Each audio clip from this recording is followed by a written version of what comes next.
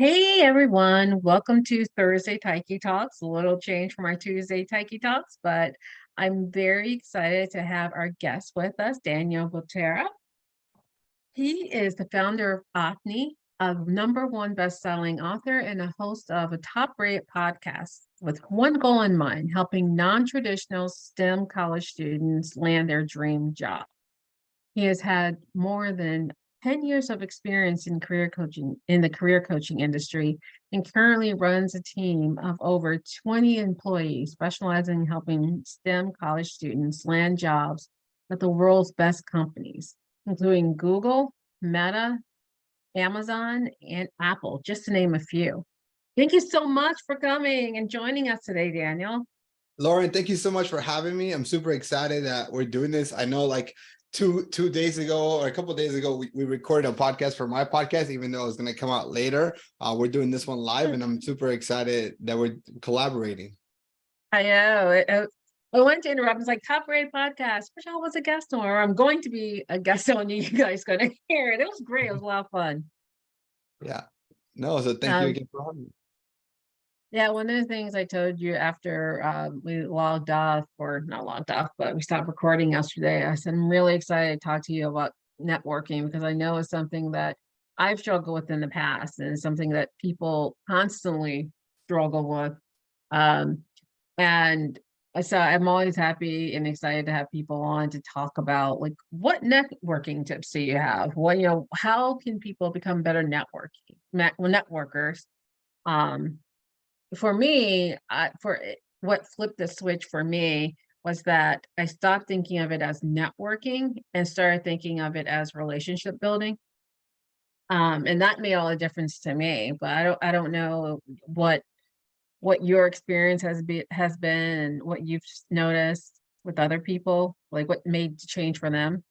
Yeah, no, I agree 100%. I hate the word networking because it makes it seem so transactional. And the reality is that it's all about relationships. And until and I would say this will never happen because we don't know, technology changes so much, but like until people are still making the decision on who gets the job or not, networking plays a big role and our relationship building plays a big role. And the difference between us and any other animal species is our ability to communicate and build relationships with each other and work as a team, right? There's animals that are faster than us, that are stronger than us, that are like all these things that I think the only difference is that we're smarter, and because we're smarter, we can communicate with each other and work as a team to create cities, and it's not done alone. And so that's why I love relationship building, which I say networking because that's what everybody else calls it. Exactly.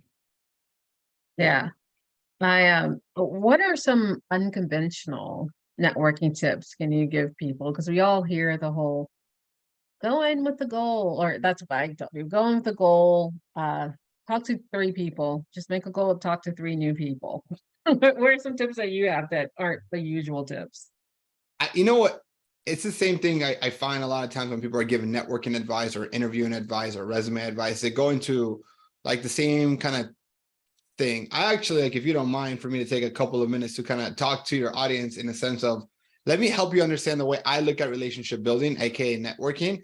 And I think it'll make a lot more sense and less intimidating when you're building relationships. So the first thing is like when we tell our clients like, hey, you should be networking, they're like, like, why would somebody want to help me? Why would somebody want to help a job seeker? And I think I want to challenge and turn the question around. If a high school student or a college student, or like if a high school student is reaching out to you and they want to learn something from you, would you help them? And when I ask this in public, right, like 99% of people say, yes, I would help, right? And so what that tells me, and what I've realized in my experience, is that most people are good, right? Most people generally are good. Most people genuinely want to help. So it's not, the question is no, are these people willing to help me or wanting to help me? Is if they're willing to help, why don't they? If people are good, why did they not reply to my message? And I think it's and I think this is where I share different examples to help individuals, if you're listening to this, understand kind of how that works. And the first story that I would kind of say is, okay, imagine you are driving to work, or if you're driving to a really, really important meeting, or you're driving to the doctor's, like you're driving somewhere really important, you're about 15 minutes away, and the meeting starts in 15 minutes. So you barely have any time. You're going to hit it right on time. And what happens is that you see someone on the sidewalk that just got robbed. Like, let's say like an old lady got robbed, got ran over by a guy, and he steals the purse. But you also see that there's hundreds of other people who saw that and are walking towards the old lady. And so the question that I have for you is, if you're the one driving the car, you're 15 minutes late, you saw this incident happen, would you stop to help the old lady? Right?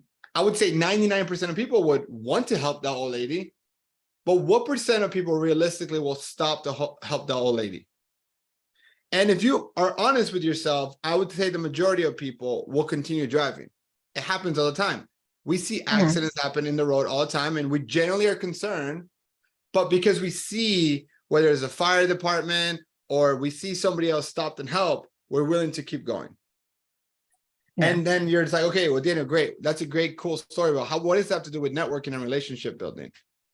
Everything. Because if we change a couple of things in the story, things change. If I were to say, hey, it's no longer an old lady, it's now your mother, would you stop then? And the odds are probably yes.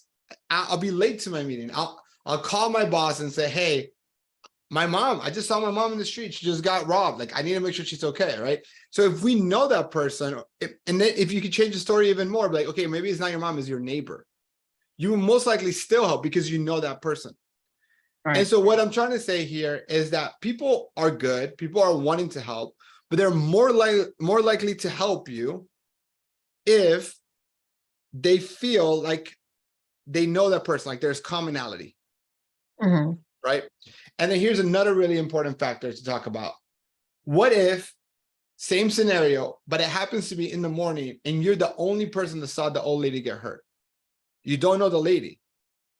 When you're the only person that sees a crime happen, that crime is way more likely to be reported than if it was done in the middle of the day, right? Because we're super busy. I'm sure Lauren will call the police because I'm busy, I don't have time. And then Lauren is like, oh, I'm sure Daniel will call the police. I'm busy, I don't have time. And that, again, happens in networking. So why I say that is because people are making the biggest mistakes in the world when it comes to networking. One, you're not networking and finding commonalities that unite you and makes people want to help you more, because people are more likely to help people that are like them, right? Like, you're more likely to get a reply when you're networking with professionals who are minority females. Like, it's not that they don't like me, is that they connect better with you. And that's totally normal. And so they're more likely to reply to you.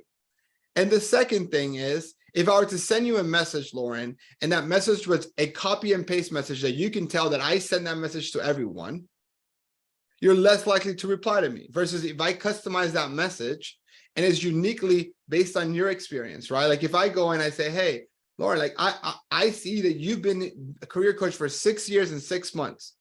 And you have an amazing experience in tons of industry, including finance, working at Capital One. Like, if I make it where the question, where you feel like you're the only person that can answer that question, the odds of you replying to me become dramatically increased. It's like, if I go back to the story of the old lady, if I'm the only one who sees the crime, I'm more likely to help. But if I feel like that message was sent to every single person who's a career coach, I'm less likely to help.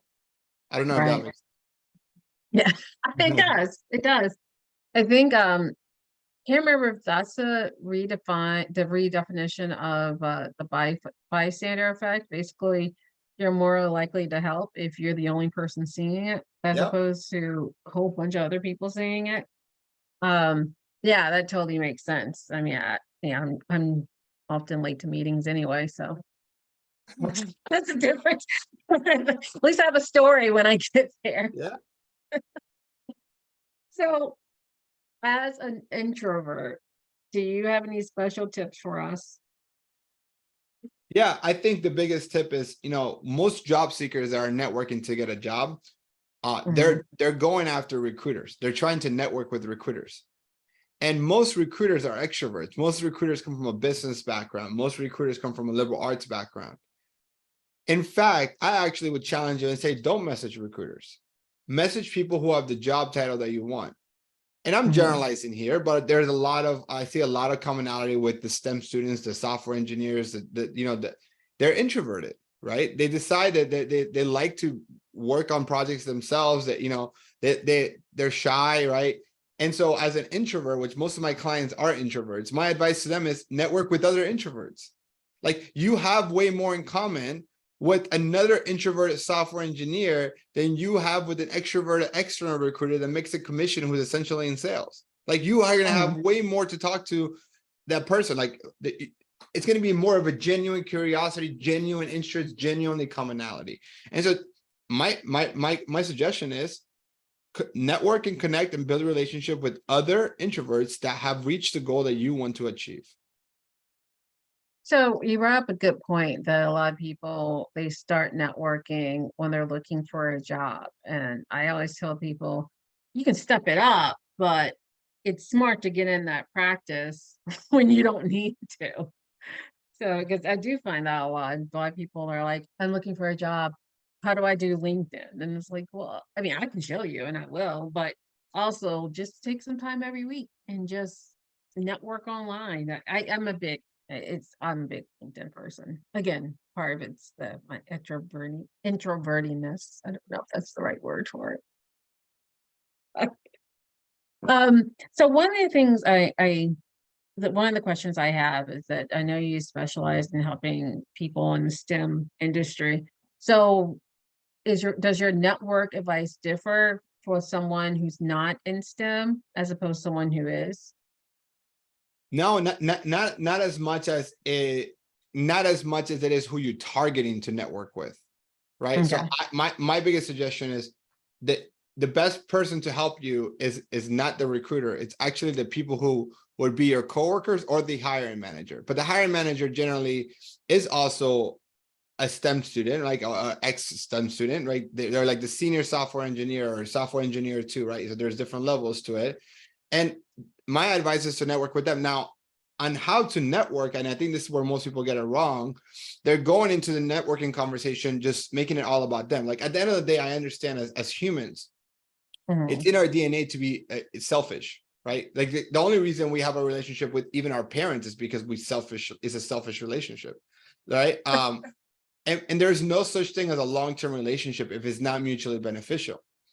And when we're networking or when we're building relationships, you see a lot of job seekers just start with, hey, my name is Daniel, I'm looking for a job, here's my resume. It's like me, I need this. And you're not taking the time to actually get to know the other individuals. And so, to your point, I think the best time to get a job is when you don't need a job. The best time to network is when you don't need to network. And we've identified, like, there's a process to go from a stranger to a referral, and it's 5 steps. And you can skip 1 step, maybe 2, but you can't go from step 1 to step 5. It just doesn't work. It's like the equivalent of going on a blind date and asking them to marry you at the end of it. Like you're skipping too many steps. Can you share those 5 steps, or Yeah, absolutely. Secret? I share all my secrets. So if you actually look at my content, like, I actually don't hold back. I think it's never a lack of knowledge, it's a lack of execution. But Right.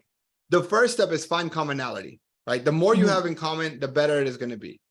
Step number 2 is make it all about them. Most of the time people make it about us. I want to make it about them. So I always suggest our clients be genuinely curious about someone else's background, right? Instead of me asking you, hey, Lauren, what's it like to work at Capital One? Or like, what's a day in the life as an employee in Capital One? I actually want to make the question more about, hey, Lauren, notice you worked at Capital One for over 4 years. What was your favorite part about working there? Right? Like, so I'm making it about you, your journey, your story, your accomplishments, right? Because I'm going to get the same information. I'm going to be able to learn enough about Capital One to see if it's worth a company that I actually want to build a career on, right? And people love to talk about themselves. Even introverts love to talk about themselves. They just might not be the first ones to put it out there, but if they get asked about it, they also talk about it, especially if it's something they're passionate about, right? So step 3 is what we call open the feedback loop, because we obviously want to make it about us. We need a job. And so here's the trick. we ask for advice. So if we were networking, I would ask you, after I made the conversation about you, your journey, you're working at all these amazing companies, I might say, hey, Lauren, is there a podcast that you recommend if I want to learn more about X? Is there a book that you recommend that is there an influencer on LinkedIn that you would recommend me follow? Is there a trade magazine? Is there an X, Y, and Z? And the reason why I ask for advice is I'm asking you for advice that takes you seconds to give and a significant amount of time for me to execute. 30 minutes, an hour, 2 hours, 3 hours, 4 hours, 10 hours. The more, the better. Because what that does is I'm giving myself a test. Because people want to help, but people hate to waste their time. So if I ask you for a book recommendation and I go ahead and I read the book and I go 2 weeks later, I go, hey, Lauren, I want to again thank you for our time together and you sharing your experience at all these companies, including Capital One. I also took your advice. I bought the book, I read it, I'm halfway there, whatever it is, right? And I just want to let you know how I've implemented it in my life and how I'm seeing it differently thanks to you, right? So the question goes to you, Lauren, like, are you more likely or less likely to want to help me with that moving forward? Definitely more likely. Right? Because you're like, impressed. Yeah, impressed, more likely. One, I have an excuse to restart the conversation, is why we call open the feedback loop. So now we close the feedback loop. I've already proven to you that when you give me advice, you're not going to waste, I'm not wasting your time, right? Like super important.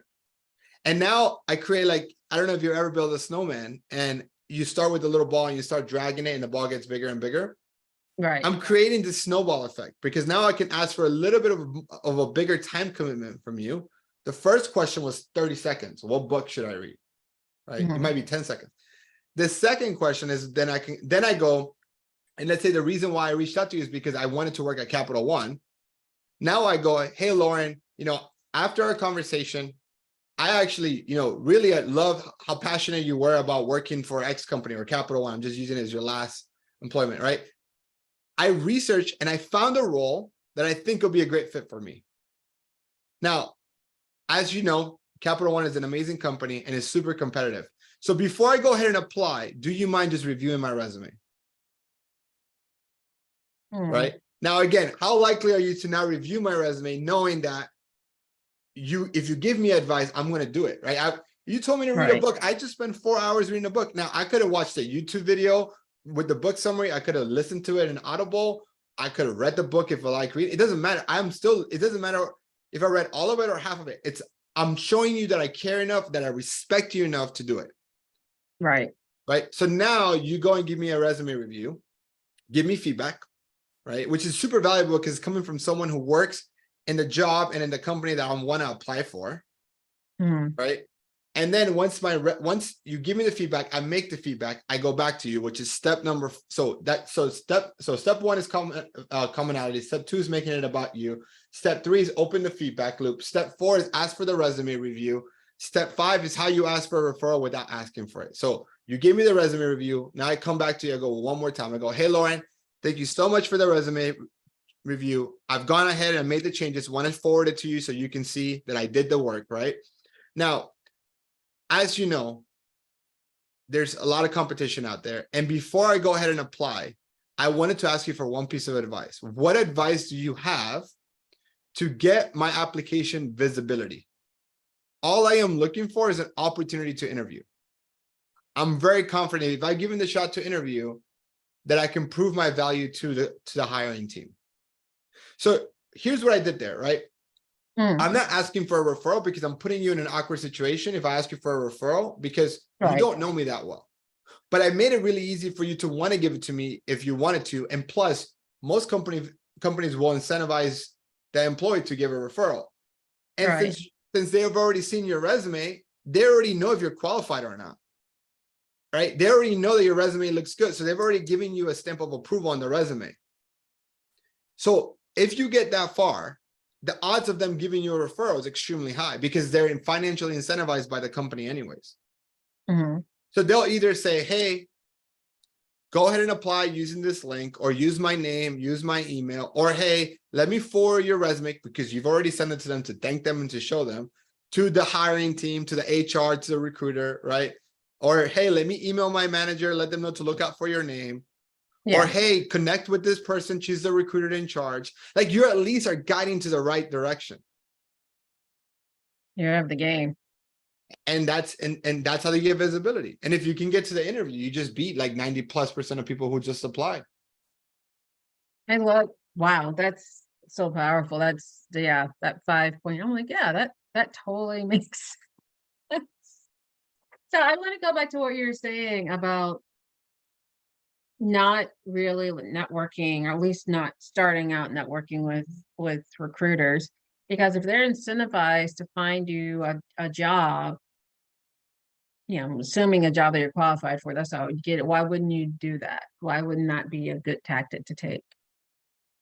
Well, because you have to understand that recruiters are just the middle person. Mhm. And I'm generalizing speaking here, right? In most companies, the hiring manager, the manager of the department, the person who will be your boss, they're not in HR. Generally, it's like if you're an accountant, it's the senior accountant or the CPA. So Right. it starts with them and it ends with them. So like if I manage a team, right? So like I have a company, Opny, like you mentioned, I have 20 employees. I need a new career coach, right? We have 9. I need 1 more. My manager of client success can say, hey, we need 1 more. HR team goes and puts the job out there. We get 100 applications. The HR team then filters through them and selects the best 3 to 5 or 10, depending on the manager's preferences. And that way that the hiring manager then can decide from the top picks. So if you think about that, a recruiter can say no to you, right? A recruiter can say no to your application, but cannot say yes to you. In a best case scenario, a recruiter moves you on to the next round.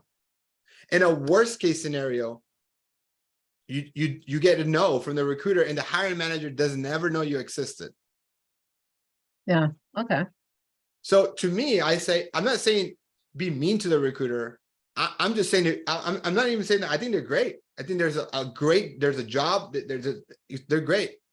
I think if you're going to network with the person who makes the decision, because if you go directly to the hiring manager, best case scenario, they bring you to the final, like they tell the recruiter, hey, please schedule Lauren for an interview. I would love to meet her. She reached out to me on LinkedIn. Mhm. It has to go through them anyway. So you might as well go to them. And second, I think recruiters, because they have so many roles and so many applicants, because they're the easiest person to find, they get so many messages that they just don't reply as often. Gotcha. That makes more sense. Right. So for me, the best person to network with is the hiring manager. The con on that is that they're the hardest person to know, because hiring manager is not a title. Like that's what we're calling them to group them together. But the title is senior accountant, software engineer manager. Like there's just tons of millions of things. So the second best person to network with is your future coworkers.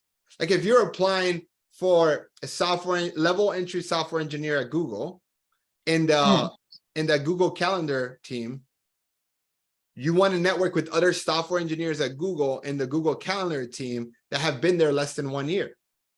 Why? Because they know who the hiring manager are, because they report to them. 2, they've been in your shoes not too long ago, so they remember how stressful it is to find a job. So 3, the process of it's really fresh in their mind, so they can walk you through. You're going to have 4 interviews. You're going to have a technical round here, like, right? And 4, you have way more in common with them. They probably recently felt where you were. They were in your shoes not too long ago. Yeah. That totally makes sense. Hey, thank you so much for joining us today. It's as always, it's been brilliant, and I love your advice of 5 steps. I'm sure people are going to stop and pause it on rewatch. Can you let people know where they can find you, or let us know what you have going on? Yeah, absolutely. So they can find me on LinkedIn. And if they want, I'll give them the worksheet with templates, with the 5 steps, all for free. Like just send me a DM or a message and just say, hey, saw you, in the Techie Talk live. Can you send me the worksheet? I won't even ask for your email. I'll just send you the worksheet. Like, honestly, I just want to help. I work specifically with international STEM students. So odds are, if you're listening to this, I probably don't work with your type of job seeker. My advice is that you should still work with a coach. Just find the right coach for you. So whether that is Lauren or somebody else, I would advise you. But if you want to hear some more of my advice, just follow my page on LinkedIn or listen to the How to Get a Job podcast. Yeah, How to Get a Job podcast. It's great. I've listened to it. Thank you so much. Just so you, sorry. I said, thank you so much for having me. Thank you. Just to let you guys know, there will not be a Taiki talk next week because it's my birthday week, and we all know it's intergalactical holiday. So you can be sure to sign up for. Be sure to sign up for my birthday giveaway, because I like to give away stuff as much as like stuff. And so what we're doing, I'm giving away one free coaching session, and all you gotta do is sign up for my email. You can see the details in my profile. Be sure to check out Daniel either in LinkedIn. Within LinkedIn, you can see how his name is spelled on the screen, or check out his podcast, How to Get a Job. All right, see you guys in a fortnight, 2 weeks. Bye.